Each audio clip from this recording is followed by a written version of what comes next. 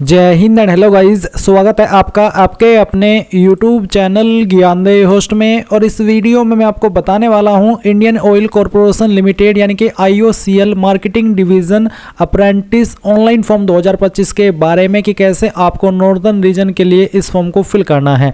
Northern region में यहाँ पर जो आपकी इसमें स्टेट इंक्लूड है जहाँ से आप फॉर्म को भर पाएंगे वो है आपकी दिल्ली, हरियाणा, पंजाब, चंडीगढ़, हिमाचल प्रदेश, उत्तर प्रदेश, राजस्थान, उत्तराखंड। यानी कि जो कैंडिडेट इन स्टेट से बिलोंग करते हैं वो कैंडिडेट इसमें अप्लाई कर पाएंगे। एंड यहाँ पर आपको बहुत ही अच्छे से बताया जाएगा कि कैसे आपको फॉर्म को फिल करना है, इसलिए आपको वीडियो को पूरा देखना है। और अगर आपके मन में कोई सवाल, कोई डाउट रह जाए किसी भी जानकारी को लेकर के तो आप कमेंट के माध्यम से पूछ लीजिएगा। अब चलिए शुरू करते हैं। अगर आपने अभी तक वीडियो को लाइक शेयर नहीं किया तो कर दीजिए और साथ ही साथ चैनल को सब्सक्राइब करके बेल आइकन ऑन कर लीजिए। इसके बाद जो लिंक वीडियो के डिस्क्रिप्शन में दिया है आप ओपन करेंगे। ओपन करने के बाद आपको जानने को मिलेगा कि 200 पोस्ट इसमें आपकी निकाली गई है। इसमें आपकी ट्रेड अप्रेंटिस, टेक्नीशियन अप्रेंटिस और जो आपका डिप्लोमा अप्रेंटिस है उसके लिए वैकेंसी निकाली गई है। फॉर्म आप लोग 16 मार्च से लेकर के 22 मार्च 2025 तक भरेंगे। यानी कि आपके पास बहुत ही कम समय है फॉर्म को भरने के लिए, तो जितना जल्दी हो सके फॉर्म को भर लेना है। और अप्लाई करने के लिए किसी भी कैटेगरी कैंडिडेट से कोई एप्लीकेशन फीस नहीं ली जा रही है। आप यहाँ पर स्टेट वाइज आपका ट्रेड और उसके लिए कितनी वैकेंसी है उसकी पूरी इन्फॉर्मेशन देख सकते हैं। फिर आप इंपॉर्टेंट लिंक के सेक्शन में आएंगे, ऑफिशियल नोटिफिकेशन PDF के ऊपर क्लिक करके इस नोटिफिकेशन से भी पूरी की पूरी इन्फॉर्मेशन बहुत ही अच्छे से चेक करेंगे। जहाँ पर आपको आपका जो स्टेट है वो बताया है, उसके अंदर कौन से ट्रेड में किस कैटेगरी में कितनी वैकेंसी निकाली है, उसका कोड क्या है, पूरी डिटेल इस नोटिफिकेशन में अच्छे से दी गई है। अब अगर आप किसी भी ट्रेड पर अप्लाई करने के लिए एलिजिबल है जहां पर आपकी एज लिमिट 18 से 24 साल के बीच रखी है और 28 फरवरी 2025 तक एज काउंट होगी। और ये एज है जनरल कैटेगरी कैंडिडेट के लिए, क्योंकि यहाँ पर SC/ST कैंडिडेट को 5 साल की और OBC को 3 साल की छूट दी जाएगी। तो ये इन्फॉर्मेशन अब आपने चेक कर लिया। अभी बात करते हैं कि कैसे आपको इसमें अप्लाई करना है। तो आप यहां पर इंपॉर्टेंट लिंक के सेक्शन से अप्लाई ऑनलाइन लिंक ओपन करेंगे, आपके सामने वेबसाइट आ जाएगी। यहां पर आने के बाद में आप न्यू रजिस्ट्रेशन इसके ऊपर क्लिक करेंगे। अब जो कैप्चा कोड आपके सामने आपकी डिस्प्ले के ऊपर आए वो आप यहां पर एंटर करेंगे और उसके बाद आप न्यू रजिस्ट्रेशन इसके ऊपर क्लिक करेंगे। फिर आपके सामने कुछ ऐसा इंटरफेस आ जाएगा। अभी आप देखेंगे एप्लीकेंट नेम, तो आपको आपका नाम पूरा यहाँ पर डालना है 10th के सर्टिफिकेट के अकॉर्डिंग। उसके बाद आपका जेंडर आपको सेलेक्ट कर लेना है, मेरिटल स्टेटस बताना है, मैरिड हो या फिर सिंगल हो, नेशनलिटी आपकी इंडियन रहेगी। फिर आप आपकी ईमेल आईडी यहां पर एंटर करेंगे और उसके बाद में आप सेंड OTP करेंगे। आपकी ईमेल के ऊपर एक OTP जाएगा जो कि आप यहां पर डाल करके वेरीफाई कर देंगे। वेरीफाई OTP पर क्लिक करने के बाद फिर आप आपका आधार नंबर डालेंगे। आधार नंबर को दोबारा डाल करके वेरीफाई करेंगे। पैन नंबर डालेंगे, पैन नंबर को दोबारा डाल करके वेरीफाई करेंगे। आधार नंबर और पैन नंबर होना अनिवार्य है। अगर आपके पास पैन कार्ड नहीं है तो आप अप्लाई करने के लिए एलिजिबल नहीं है। और अगर आप और गाइज अगर आप इसमें बैडली अप्लाई करना चाहते हैं और आप चाहते हैं कि मैं इसमें बिल्कुल अप्लाई करूं तो आप अपने पैन कार्ड के लिए अप्लाई कर लीजिए। पैन कार्ड के लिए जब अप्लाई करते हैं तो एक दिन के बाद ही आपको आपका पैन कार्ड नंबर मिल जाता है और फिजिकली वो बाद में आता है। तो आपको पैन कार्ड नंबर मिल जाएगा और फिर वो आप यहाँ पर इसमें डाल करके अपने फॉर्म को भर लीजिएगा। उसके बाद आप मोबाइल नंबर डालेंगे, मोबाइल नंबर को दोबारा डाल करके वेरीफाई करेंगे। एक पासवर्ड बनाएंगे और पासवर्ड को दोबारा डाल करके वेरीफाई करेंगे। पासवर्ड आपको कैसा रखना है उसका एक डेमो आप देख लीजिए। इस तरह का आप पासवर्ड बनाएंगे जहाँ पर इंग्लिश का कैपिटल लेटर, स्मॉल लेटर, एक स्पेशल कैरेक्टर और 7 डिजिट का इस्तेमाल आपको करना है। तो कुछ ऐसा पासवर्ड बना लेंगे।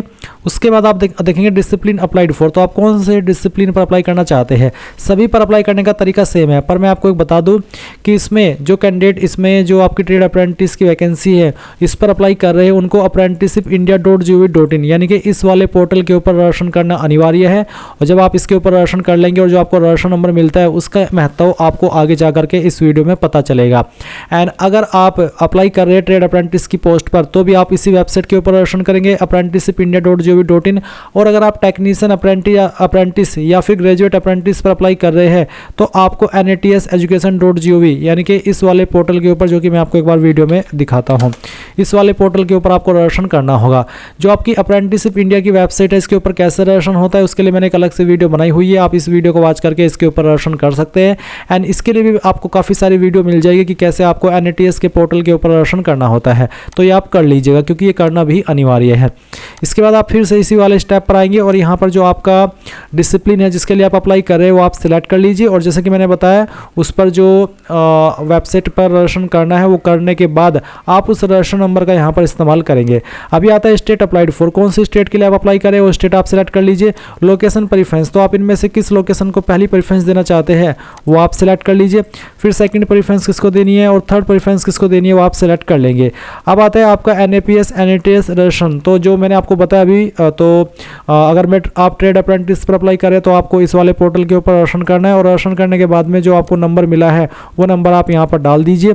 उसके बाद गाइज आप यहाँ पर देखेंगे कैटेगरी अप्लाइड। तो आप कौन सी कैटेगरी के लिए अप्लाई कर रहे हैं, जनरल में, OBC में, SC में, ST में, जिसमें भी आप अप्लाई कर रहे हैं वही आप यहाँ पर सिलेक्ट कर लीजिएगा। इसके बाद आप देखेंगे नेम ऑफ कास्ट। मैंने OBC सेलेक्ट की तो यहाँ पर नेम ऑफ कास्ट पूछा है, कास्ट सर्टिफिकेट नंबर पूछा है और सर्टिफिकेट इशू डेट। तो जो भी आपका कास्ट है वो आप यहाँ पर एंटर कर दीजिएगा। इसके बाद में कास्ट सर्टिफिकेट नंबर क्या हो यहाँ पर डाल दीजिएगा। ये आपको आपके कास्ट सर्टिफिकेट के ऊपर देखने को मिल जाएगा। किस डेट में आपने सर्टिफिकेट बनवाया कास्ट का वो आप यहाँ पर एंटर करेंगे, जैसे कि मैं आपको यहाँ पर एंटर करके दिखा रहा हूँ। तो आप यहाँ पर इसको इस तरह से भर दीजिएगा। मैंने यहाँ पर डेमो के लिए भरी है। उसके बाद में पूछा कि क्या आप विकलांग हैं, अगर हाँ तो यस, नहीं तो आप नो करेंगे। डेट ऑफ बर्थ आपकी क्या है वो आप यहाँ पर कैलेंडर के ऊपर क्लिक करके आप फिर खुद से जो भी है आपकी वो भर सकते हैं। ये भरने के बाद में देखेंगे रिलीजन, तो जो भी आपका रिलीजन है वो आप सेलेक्ट कर लीजिएगा। इसके बाद आप यहाँ पर देखेंगे इसमें फादर हस्बैंड नेम, शादी हो चुकी है तो पति का नाम, नहीं तो आपको आपके पिता का नाम यहाँ पर डालना है और फिर आपको आपकी माता जी का नाम यहाँ पर भरना है। अब आती है बैंक अकाउंट नंबर, तो यानी कि बैंक डिटेल। तो जो भी आपका बैंक अकाउंट नंबर है वो यहाँ पर डाल दीजिए, उसको दोबारा डाल करके बैंक अकाउंट नंबर में वेरीफाई कर दीजिए। फिर आपका जो भी बैंक नेम है उसका नाम आप लिखेंगे और इसके बाद है बैंक IFSC कोड। तो जो आपकी पासबुक है वो या फिर जो आपकी चेकबुक है उसके ऊपर आपको IFSC कोड मिल जाएगा। अगर वहाँ पर नहीं मिल पा रहा है, आपके पास अवेलेबल नहीं है, तो आप गूगल के अंदर आएंगे और जो भी आपका बैंक है, जैसे कि एग्जाम्पल के लिए मैं आपको बता रहा हूँ, मेरा बैंक है SBI और वो स्थित है सहारनपुर के अंदर। तो सहारनपुर IFSC कोड में इस तरह से सर्च करूँगा और इस तरह से सर्च करने के बाद में आप यहाँ पर ये जो पहले वाली वेबसाइट आएगी ये ओपन कर लीजिएगा। इसको ओपन करने के बाद में गाइज ये सही वेबसाइट ओपन नहीं हुई है, मैं आपको ऐसी वेबसाइट दिखाता हूँ जिससे आप बहुत ही आसानी से इसको चेक कर पाएंगे। तो यहाँ पर आप आपका बैंक सेलेक्ट कर लीजिएगा, उसके बाद में स्टेट, फिर आपकी डिस्ट्रिक्ट, उसके बाद में फिर जो भी आपकी ब्रांच है उस सिटी के अंदर वो ब्रांच सेलेक्ट करके आप यहाँ पर जैसे ही सर्च करेंगे तो आपको देखने को मिल जाएगा कि आपके बैंक का IFSC कोड क्या है।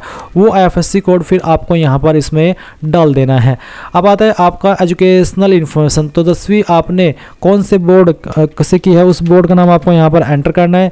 कब आपने आपकी 10वीं पास कर ली थी वो डेट और जो आपका मंथ है वो यहाँ पर आपको एंटर करना होगा, इस तरह से जैसे कि मैं आपको दिखा रहा हूँ। फिर कितने नंबर आए थे वो यहाँ पर डाल देंगे और कितने में से आए थे वो आप यहाँ पर भरेंगे। अगर आपके नंबर CGPA के अंदर है तो आप उनको मार्क्स में कन्वर्ट करके यहाँ पर फिल करिएगा। अब आती है ITI की इन्फॉर्मेशन। तो जो भी आप ट्रेड में अप्लाई कर रहे हैं वो ट्रेड के ऑप्शन आपको देखने को मिलेंगे। इसके अलावा आप जिस ट्रेड पर अप्लाई कर रहे हैं उस ट्रेड पर अगर कोई अतिरिक्त विकल्प है आपके पास ITI का अप्लाई करने का वो भी आपको देखने को मिल जाएगा। तो चलिए मैं यहाँ पर फिटर सेलेक्ट कर लेता हूँ। उसके बाद में आपको बताना है नेम ऑफ बोर्ड या फिर इंस्टीट्यूट। तो आपने NCVT से की है या फिर SCVT से, ये इसके बोर्ड होते हैं। आप यहाँ पर बोर्ड नाम भी बोर्ड का भी नाम दे सकते हैं या फिर जिस इंस्टीट्यूट से आपने की है, यानी कि आपको आपके संस्थान का नाम यहाँ पर देना है। यानी कि इनमें से आप बोर्ड के नाम में से या फिर संस्थान के नाम में से कोई भी एक चीज़ भर सकते हैं, दोनों में कोई गलती नहीं है और किसी में भी कोई इशू वाली बात नहीं आएगी। इसके बाद आपको यहाँ पर बताना कि कब आपने ये जो आपकी ITI है वो पास कर ली थी वो आप यहाँ पर इस तरह से एंटर कर दीजिएगा।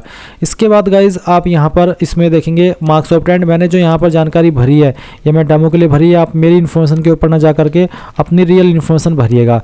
तो कितने नंबर आए थे वो आप यहाँ पर डाल दीजिए और कितने में से आए थे वो आप यहाँ पर टोटल मार्क्स में डाल दीजिएगा। फिर नीचे की तरफ आप आएंगे और देखेंगे एड्रेस डिटेल। तो सबसे पहले आपको आपका प्रेजेंट एड्रेस भरना है। तो जो भी प्रेजेंट एड्रेस है वो आप कोरस्पोंडेंस एड्रेस के सेक्शन में भरेंगे। फिर जो आपकी सिटी है उस सिटी का नाम आपको यहाँ पर खुद से एंटर करना है। उसके बाद आपकी डिस्ट्रिक्ट क्या है वो आप यहाँ पर डाल दीजिएगा। तो जो भी है आपकी डिस्ट्रिक्ट वो भी आप यहाँ पर भरिए। मैं मेन सहारनपुर से हूँ तो मैं यहाँ पर डिस्ट्रिक्ट में दोनों सिटी और डिस्ट्रिक्ट में सेम ही चीज़ भर रहा हूँ, पर आप आपकी मेन सिटी भर सकते हैं। उसके बाद में आपको आपकी स्टेट सेलेक्ट करनी है और जो आपका पिन कोड है वो भी आपको डाल देना है। अब अगर आपका प्रेजेंट एड्रेस और परमानेंट एड्रेस सेम है तो आप इस बॉक्स के ऊपर टिक कर दीजिएगा, अगर अलग है तो अनटिक करके अलग से भरिएगा। गाइज अभी जो आप यहाँ पर अपलोड PDF फाइल के अंदर अपलोड करेंगे उसमें आप क्या क्या करेंगे वो आप जान लीजिए। फॉर्मेट तो आपका PDF का रहेगा, साइज 5 MB से कम रहना चाहिए और आपको क्या क्या चीज़ें अपलोड करनी है इसमें, एक है आपकी 10th की मार्कशीट सर्टिफिकेट जो कि आपके डेट ऑफ बर्थ के प्रूफ के रूप में आपसे ली जा रही है, फिर मार्कशीट एंड सर्टिफिकेट जो कि आपकी डिग्री डिप्लोमा की मार्कशीट है, फिर ट्रेड सर्टिफिकेट की मार्कशीट है, जो भी है आपकी आईटी अगर आपने की है, डिप्लोमा की है तो और ग्रेजुएशन की है तो इससे रिलेटेड जो भी डॉक्यूमेंट्स हैं उन सभी की मार्कशीट की फोटोकॉपी और सर्टिफिकेट की फोटोकॉपी। इसके अलावा कन्वर्जन फार्मूला, अगर आपने अपनी डिटेल नंबर सीजीपीए के अंदर भरे हैं तो उसका जो फार्मूला आपने यूज किया है उसका फार्मूला आपको यहाँ पर स्क्रीन एक इमेज के रूप में बना करके उसको फिर पीडीएफ के अंदर कन्वर्ट करना है, वो अपलोड करना है। अगर आप SC ST OBC है तो कास्ट सर्टिफिकेट, इसके अलावा अगर आपका कास्ट वैलिडिटी सर्टिफिकेट है तो वो अपलोड करेंगे जो कि बेसिकली जो महाराष्ट्र स्टेट से कैंडिडेट है उन पर एप्लीकेबल होता है। पैन कार्ड, आधार कार्ड की photocopy, recent colour passport size photograph और सिग्नेचर इन ब्लू, यानी कि आपको सिग्नेचर भी ब्लू इंक के अंदर करके अपलोड करना है। अब ये कैसे करेंगे वो आप जान लीजिए।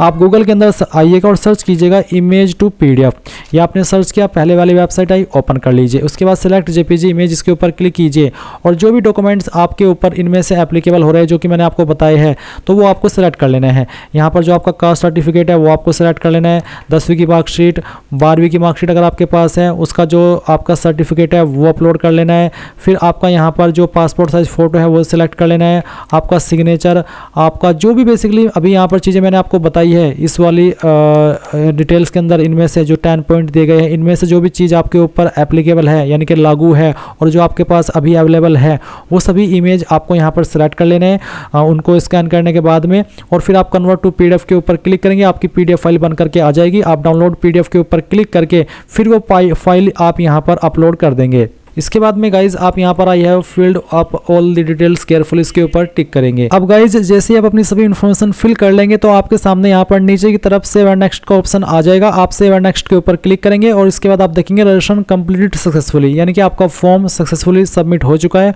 और क्योंकि इसमें अप्लाई करने के लिए किसी भी कैटेगरी कैंडिडेट से कोई फीस नहीं ली जा रही है तो इसका मतलब यह है कि आपका फॉर्म सबमिट हो चुका है।